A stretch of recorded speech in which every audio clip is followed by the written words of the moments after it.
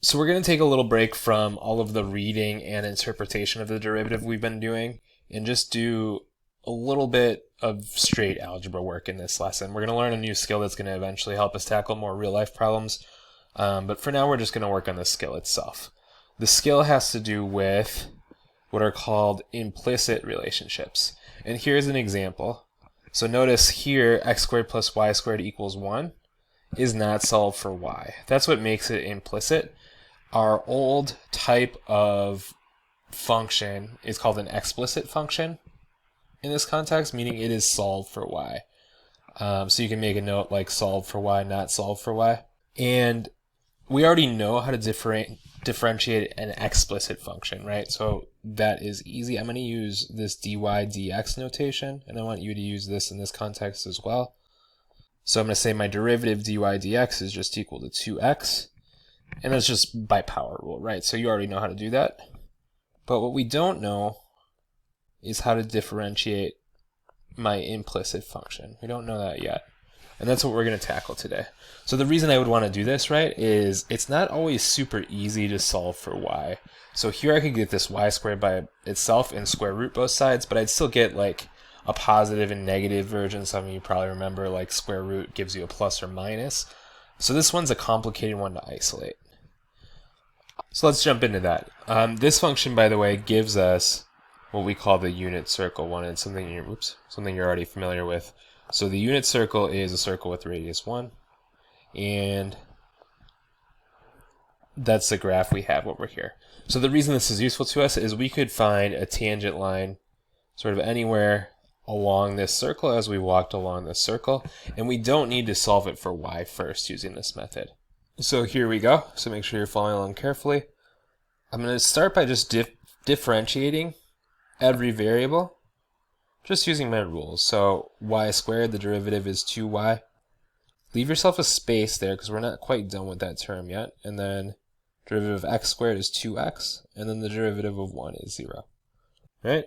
Now, every time we differentiate a y, we think of y as a function of x, right? So every time we take a derivative of y, we're going to add our differential dy dx, right? And the reason for that you actually already know. That is an application of chain rule, okay? So what we're saying here is the way y is changing is the derivative of the function of y times how y is changing with respect to x. So every time you differentiate with respect to y as we're doing this, we're adding in that dy dx. And then that's what we want to isolate here. So I'm going to subtract my 2x on both sides. And then I'm going to divide by 2y. And then I have dy dx by itself. All right. So this now is a formula for the slope of my tangent line. And notice it works anywhere on this circle. And notice it has both an x and a y in it. Okay, so this is the point. If it's a unit circle, right, 1, 0. So the slope here, well, is negative 1 over 0, which is undefined, which makes sense that I have a vertical tangent line. Similarly, up here, well, this is 0, 1. So dy dx, well, that's going to be negative 0 over 1. Which is 0, which makes sense that I have a slope of 0 here, a horizontal line, right? So that is implicit differentiation. So we differentiate everything with respect to x, applying chain rule every time we hit y, and then we isolate dy dx here. And that would allow us to find the tangent line or the slope of the tangent line anywhere we want to walk along the circle, all the way around without solving for y. Let's look at a harder example now. So we are leveling up quick here. This one's quite a bit harder. So first of all, as we read, it's asking us where the tangent line is horizontal. So that tells me that my derivative dy dx needs to be 0 because horizontal tangent line has 0 slope. And I want to consider by itself, before we tackle the whole thing, this x times y. So this is actually going to require products rule. If you were thinking that already, you're smart. If you weren't thinking that already, you're probably smart too. So product rule is going to look like this. It's going to be x times dy dx. So that's the function x times the derivative of y plus 1 times y. So that's the function, the derivative of x rather, times the function y. So that requires product rule. And product rule is this piece, right?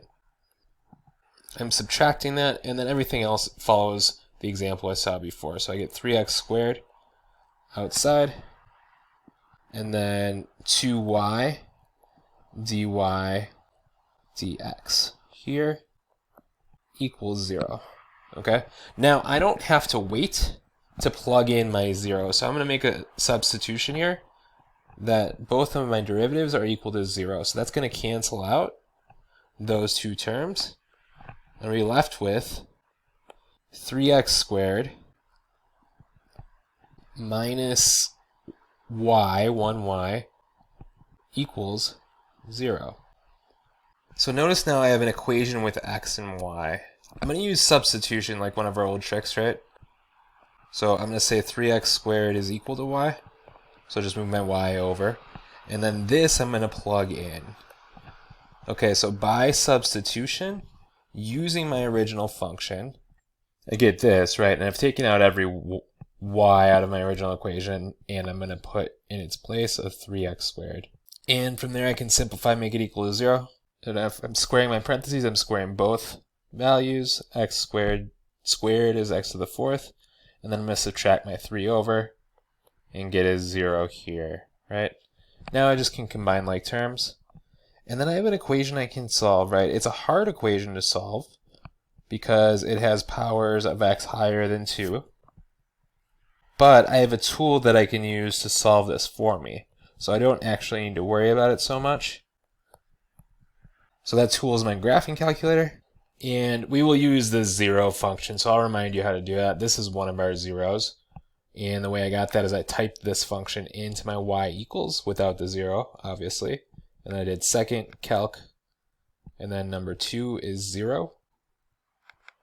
Left bound and right bound, I highlight that 0 point, and then I hit enter, and that spits out 0.822. So I'd make sure you can replicate that before you move on. Notice I have one other 0 here, right? So I would do the same thing on the other side.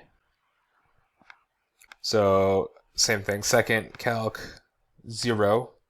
And then left bound, now I want to highlight the other one, and right bound. And these are going to give me the x values with horizontal tangent lines on my original function. So that's negative 0.709, or 710, I should say, right?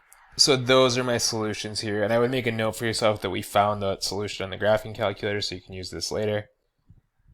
Those are where we have a horizontal tangent line. So pretty hard problem. Not as hard as the first one, or not as easy as the first one, right? But it's a problem that you should be able to tackle given the skills you got.